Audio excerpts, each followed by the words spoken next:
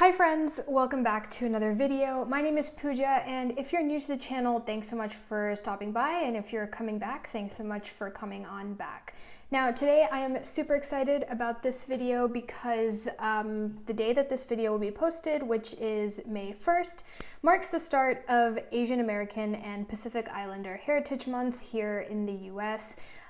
This is a month for just celebrating the contributions of the AAPI community and appreciating different cultures that are a part of that community, appreciating the diversity of the community, and it's something that I always find to be a great time of the year to sort of introspect a little more about my own culture. My family is from India, as well as learning more about the vast, diverse continent of Asia in general.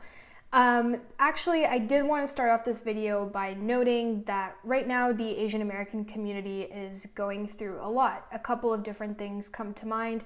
Recently, ever since kind of COVID happened and stuff like that, many folks in the AAPI community have experienced a lot of discrimination and hate crimes, and it's really devastating to have seen the effects of this on the news, but also sort of in my own community, among my friends, my peers, and even myself in some ways. And it's really hard to kind of see those things happening. And I hope that a lot of the conversations that people are having right now with regards to education and just giving other people the benefit of the doubt and learning more about different cultures during this time will help in some small way to resolve some of those differences that people are feeling right now and hopefully bring different communities a bit closer together. And then the other thing I did want to mention is right now India is experiencing a severe COVID-related crisis. The hospital infrastructure is really just falling apart. Many people are unable to get hospital beds or oxygen or the medicines that they need for COVID treatment. And it's really just a devastating situation that I'm seeing very personally through members of my own family who still live in India. So for whoever happens to see this video and comes across it, if you are able to do so, it would be amazing if you're able to donate even a few dollars or whatever currency you use to an organization that is helping the communities affected by COVID right now in India and all across South Asia, actually. So I'll leave a link in my description for a couple of organizations that are doing some great work on the ground. And again, if you are able to do so, please consider donating to these causes. I think it will make a big difference. And right now it's not a time for us to sort of be divisive, but to come together as a global community and help people in need so we can overcome this crisis all together. And then we should definitely be talking about the policy issues that led us to this place. But right now, sort of the needs are a bit immediate, and it would be great if anyone is able to help. And hopefully on this small platform that I have, I can help bring awareness to more and more people. Anyway, so all of that being said, I think it is a really prescient time to be thinking about the AAPI community and to be engaging more with the different diverse aspects of that community throughout Asian American Pacific Islander Heritage Month for the month of May. All that goes to say, I'm super excited for this month because I'm going to be participating in the Asian Readathon, which is put on by withcindy, who is one of my favorite booktubers. Her channel is awesome. You should definitely check it out. I feel like if you're on my channel, you probably know her channel because she's like a star of booktube. But if you haven't, for some reason, come across her channel, I will leave a link down in the description below, and you should definitely check it out because she's so funny, so funny. So yeah, anyway. So she started this thing, the Asian Readathon. I think it's been going on for a couple of years now, and it's a super accessible readathon. It's not very hard, and you have a whole month to do it. And I'll leave sort of the details and logistics about how to participate. But there's basically 5 challenges in this readathon. The first one is to read a book by an Asian author, then to read a book with an Asian protagonist, then to read a book by an Asian author in your favorite genre, then nonfiction by an Asian author, and finally a book by an Asian author that is non-US centric. And you can sort of combine any of these challenges if there's a book that fits multiple categories, but if you read multiple books, they have to be written by authors from a different country of origin or heritage.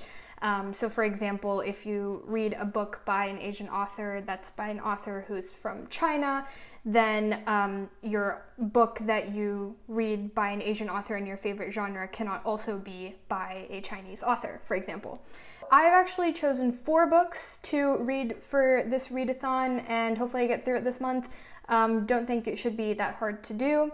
And so let's just jump right on into it. So the first challenge is to read a book by an Asian author, probably the easiest one. And so for this one, I will be reading The Vegetarian by Han Kang, who is a South Korean author. And this book actually, I think, won the International Booker Prize either last year or a couple of years ago. And it's supposedly a really, really interesting psychological thriller that has to do with a woman living in Seoul who has these sort of nightmarish dreams about human cruelty and then decides to become vegetarian, and sort of the effects that that decision then has on her personal life. It's a pretty short book, and I've actually gotten the audiobook on Libby, so I think it shouldn't take me that long to get through it. But I'm always excited for these types of like psychological thriller, scary, weird books that really kind of make you think a lot. So I think this should be a really exciting book to read. And as many of you probably know, I am reading Around the World in 80 Books, and I haven't read a book from South Korea yet, so this will be my book for that. And then the second and third challenges I'm actually going to be combining. So those are a book with an Asian protagonist and a book by an Asian author in your favorite genre. So this is pretty new actually, but I think my favorite genre is slowly becoming like fantasy novels. I think they're just so fun, they're easy to read, they're just entertaining and exciting, and I think this makes me basic, but that's fine. I used to definitely be like a literary fiction type, but I think, I think just reading things that just make you happy, that like is starting to appeal to me a lot more, and I don't really feel the need to really think deeply every time I'm reading as I used to. So I really like this genre now. And so for that, I'm going to be reading The Poppy War by R.F. Kuang, who is a Chinese American author. And I actually have the second book in the series as well, The Dragon Republic. I actually just ordered these and they just came in. I didn't order the third book, The Burning God, because I want the paperback edition, which is not releasing until November. So I'll probably get that book from the library and just read the library copy and then actually buy the book once the paperback comes out later this year. But this book is sort of a high fantasy novel. It's really popular all across booktube, so I don't feel the need to go into a ton of detail about it. But it sort of is, combines that sort of adventure and training for battle and magic and all that kind of stuff in a setting inspired by ancient China. So I think this should be a lot of fun, and I'm just really looking forward to diving right on into this. And then the fourth challenge is to read a nonfiction book by an Asian author, and for this I will be reading the Rumi Prescription by Melody Moezzi, who is an Iranian American author. And I'm actually super excited for this. I just sort of found it in the library and it looks really cool, so I am really looking forward to it. It's basically Melody's story, bit of a memoir type of thing about how she started exploring the poems of Rumi, who is a great Persian poet of many years ago. I don't even know how long ago he lived, but I love Rumi's poetry. I think it's fascinating and very relevant even in the modern day, and so I think it'll be cool to read a story of someone who learned more about Rumi's poetry and found the lessons in it applicable to her own life and kind of how she came to that conclusion. So I'm really excited for this one, and this will be my nonfiction book. And then finally, the last challenge is to read a book by an Asian author that is non-US centric. So for this one, I'm like really challenging myself here. So for context, like I've mentioned, my family is from India. We're specifically from a state in India called Maharashtra. And so my family speaks Marathi at home. That is my like native tongue, I guess. And I while I was growing up, I learned how to read and write Marathi, but I don't really use it for fun necessarily. My general usage of reading and writing Marathi is largely when I go to India and like read the newspaper or like billboards and stuff like that. I don't really use it that much on a daily basis. So I have challenged myself to actually read an entire book in Marathi.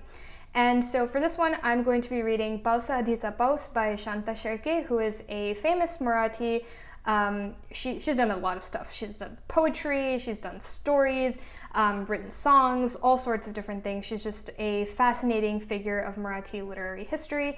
And I'm really excited to read this book. It's a collection of short stories that all kind of have some relation to different life lessons and things like that. So I'm really looking forward to it, and I will probably need some help from my parents. I might make a reading vlog about it. We'll see. But that's kind of the big challenge that I'm setting up for myself this month. And so I hopefully will get through the whole thing. And I think it should be a lot of fun. It will help me exercise some of the skills that I don't really use that much, and kind of get back in touch with my native tongue and work on my reading and writing skills of that. So I'm really looking forward to that, and it should be a really fun adventure. So yeah, that was my TBR for the Asian Readathon that is happening this month. Again, all the relevant links will be in the description below. But if you're participating in the Readathon, let me know what you're reading. I am always looking for new books by Asian authors and just Asian stories in general. So definitely let me know down in the comments. That's all for today's video. So as always, thanks for watching. Don't forget to like, comment, and subscribe. And I will see you guys next time. Have a great one. Bye-bye.